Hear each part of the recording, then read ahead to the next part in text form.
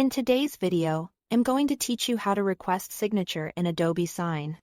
If you're new to e-signatures or just need a quick refresher, this walkthrough will take you from sign in to sending your document with confidence, all in a few minutes. First, sign in to your Adobe Sign account using your usual credentials. Before you go further, make sure your plan includes the Request e-signatures feature. Adobe requires a paid subscription for sending documents out for signature.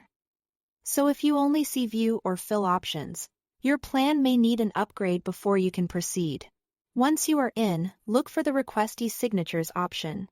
You'll typically find it right on the dashboard, but it's also available under the All Tools menu if you prefer navigating that way.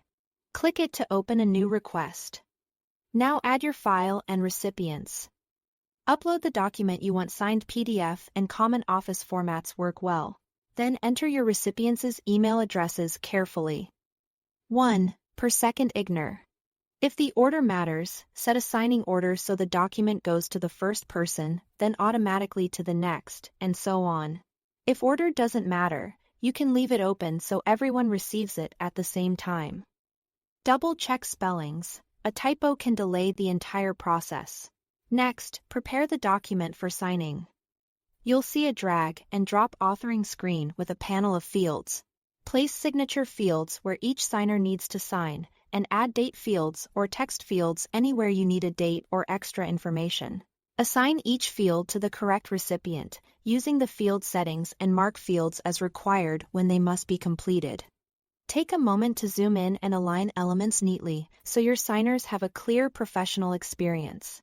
When everything looks correct, click Send to dispatch the document.